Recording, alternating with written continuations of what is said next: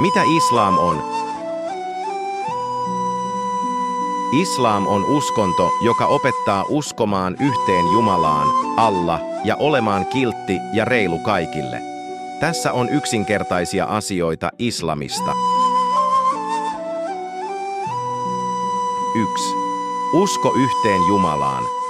Muslimit uskovat, että on vain yksi Jumala, joka on luonut kaiken.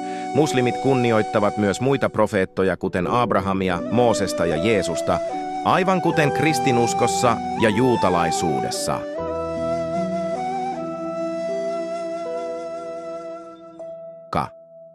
Ole kiltti ja reilu.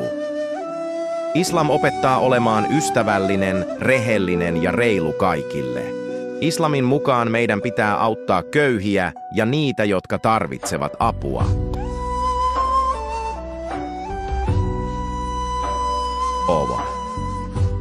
Oppiminen ja ajattelu. Islam kannustaa ihmisiä oppimaan maailmasta ja miettimään asioita, kuten tähtiä, eläimiä ja kuinka maapallo toimii. Monet historian tiedemiehet, kuten Al-Khwarizmi, joka työskenteli matematiikan parissa, olivat muslimeja.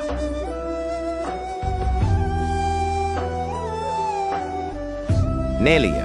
Rukous ja toisten auttaminen. Muslimit rukoilevat 5 kertaa päivässä tunteakseen olevansa lähellä Jumalaa.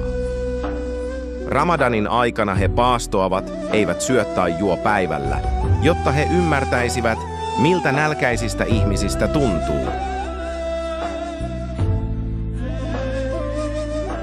Luonnon ja eläinten suojelu. Islam sanoo, että meidän täytyy pitää huolta luonnosta, puista ja eläimistä, koska ne ovat Jumalan lahjoja. Profeetta Muhammad, rauha hänelle, kohteli aina eläimiä ystävällisesti.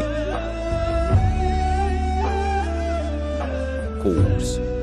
Taide ja kauneus. Muslimit rakastavat kauniin taiteen luomista, kuten upeita moskeijoita ja kaunista Koranin kalligrafiaa. Islam opettaa olemaan hyvä, auttamaan muita ja löytämään rauhan.